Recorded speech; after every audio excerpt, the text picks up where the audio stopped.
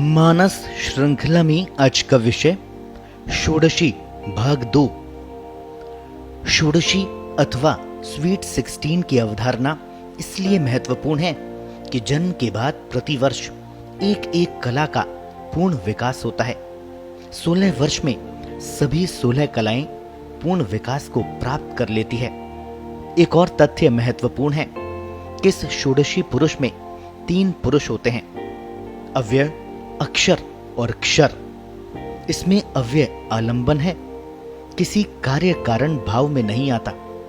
अक्षर निमित्त कारण है।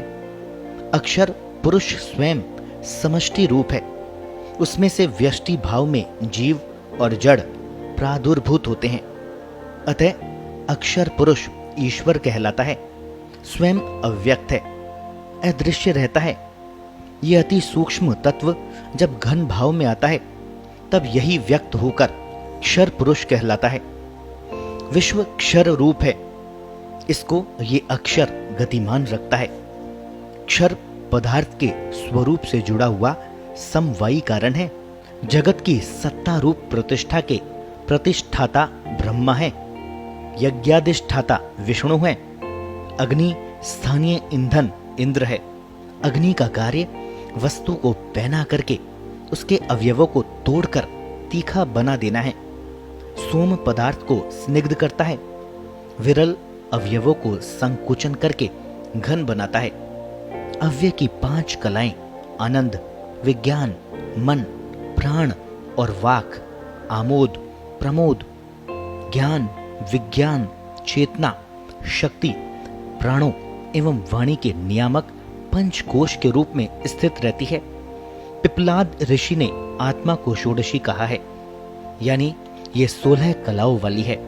ये कलाएं हैं प्राण, श्रद्धा, पृथ्वी, आप, अग्नि, वायु, आकाश, इंद्रिय, मन, अन्न, अन्न से उत्पन्न वीर्य, तप, मंत्र, लोक, नाम और कर्म। जैसे रथ के चक्र की नाभि में चारों ओर अरे जुड़ी रहती है, वैसे ही इस पुरुष में ये 16 कलाएं चारों ओर ठहरी हुई है। ये कलाएं आत्मा में उत्पन्न होकर उसी के चारों ओर फैली हुई उसी आत्मा में लीन हो जाती है। जैसे कई नदियां समुद्र में लीन होकर अपना नाम रूप खो देती है, वैसे ही पुरुष में लीन होने पर इन 16 कलाओं के नाम रूप भी नष्ट हो जाते हैं। केवल ये शुद्ध आत्मा ही रह जाता है। आधुनिक पश्चिमी वैज्ञानिक भी मानते हैं कि शरीर में भी प्रमुखतः 16 तत्व है। Oxygen, hydrogen, nitrogen, carbon, sulphur, phosphorus, sodium, potassium, calcium, magnesium, lithium, fluorine, chlorine, iodine, silicon और आयरन यानी लोह तत्व। शरीर में अस्थि, मांस, मज्जा, रक्त, त्वचा, वसा, शुक्र आदि पदार्थ इन्हीं 16 तत्वों के आवाप और उद्वाप से बनते हैं। आत्मा के 2 भेद हैं, ईश्वर प्रजापति रूप और जीव प्रजापति रूप। षोडश कला युक्त जीव प्रजापति रूप आत्मा में 18 व्यावहारिक आत्मा होती है। इनमें 3 वर्ग अमृतात्मा, ब्रह्मात्मा और शुक्रात्मा है। अमृत वर्ग की 4, ब्रह्म वर्ग की 5 और शुक्र वर्ग की 9 आत्मा समझनी चाहिए। अमृतात्मा में परात्पर विवर्त का भाव अभयात्मा कहलाता है, अव्यय का आलंबनात्मा, अक्षर का नियंतात्मा और क्षर का भाव परिणाम्यात्मा कहलाता है। ये पुरुष आत्मा अमृत में है।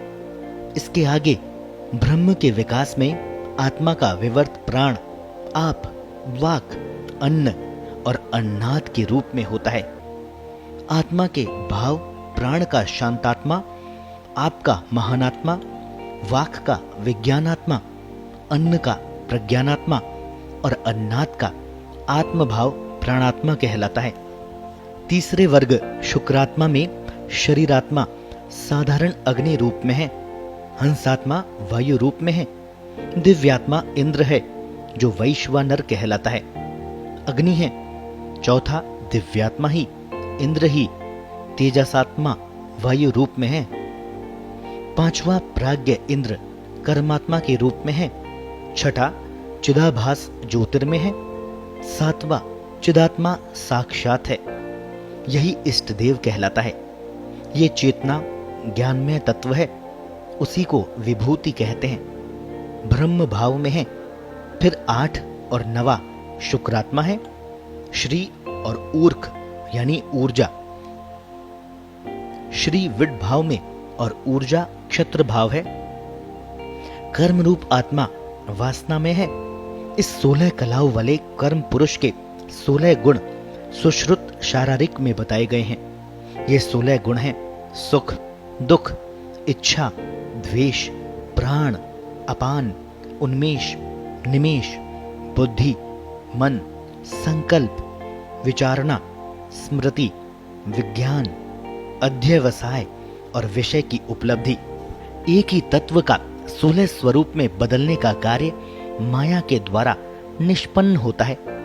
माया का ये योग 3 प्रकार का होता है।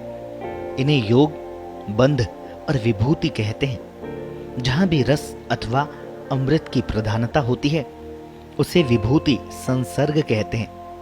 कर्म की प्रधानता होने पर यह बंध माना जाता है।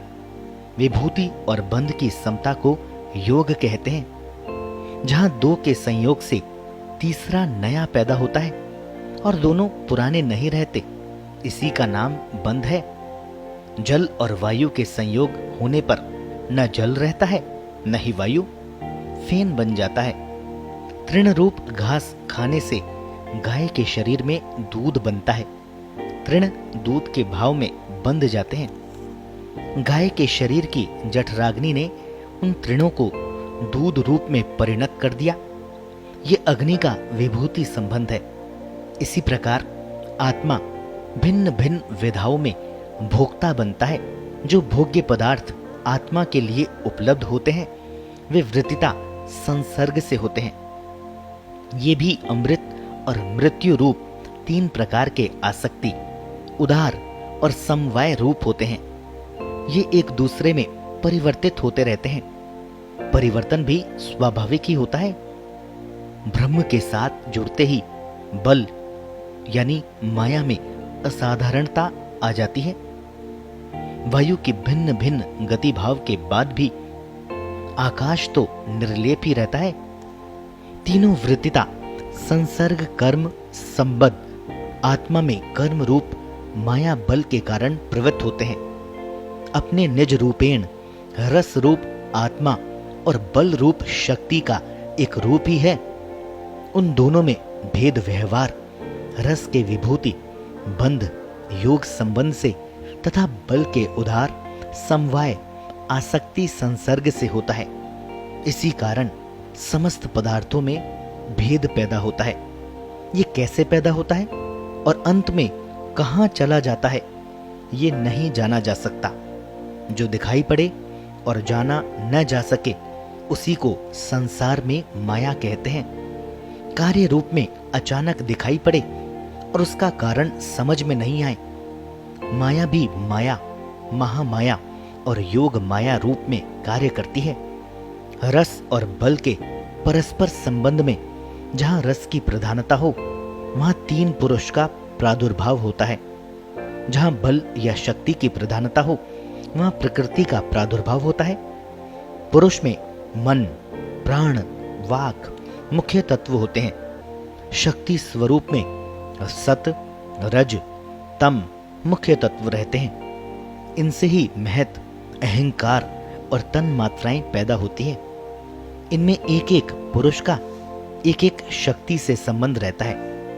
रस के व्यापक धर्म, ज्योति, विधृति और प्रतिष्ठा है। बल प्रधान शक्ति के 3 रूप है, अशनाया, विक्षेप और आवरण। प्रवाह रूप बल जब स्थिर सा बन जाए तब वह आवरण हो जाता है। शैव शास्त्रों में जो माया का वर्णन है वह भी समान संकेत ही करता है। परमेश्वर की शक्ति को यहाँ स्वतंत्र शक्ति कहा है। इसके स्पंदन 5 रूपों में होते रहते हैं, चित्त, आनंद, इच्छा, ज्ञान और क्रिया, यही परम ईश्वर के सर्वकृतित्व, सर्वज्ञत्व, पूर्णत्व, नित्यत्व और व्यापकत्व कहलाते हैं। परमेश्वर इसी शक्ति पंचक के सहारे सृष्टि, स्थिति, संहार, विधान और अनुग्रह रूप कार्य हर क्षण करता रहता है। यही शक्ति पंचक आगे चलकर विद्या, कला, राग, काल और नियति रूप में बदल जाता है। माया तत्व के साथ मिलकर आत्मा का षटकंचुक रूप आंतरिक आवरण बनाता है। मोक्ष होने तक ये भी जन्म जन्मांतरों में आत्मा का अंग बना ही रहता है। देह, प्राण, 5 ज्ञानेंद्रियों, 5 कर्मेंद्रियों को बहिरंग आवरण या स्थूल शरीर कहते हैं। इस शरीर की आकृति, प्रकृति और अहंकृति षोडशी पुरुष के स्वरूप पर निर्भर करती है। संपूर्ण जगत यूं तो षोडशी है, किंतु कर्म भेद के कारण भिन्नता लिए रहता है।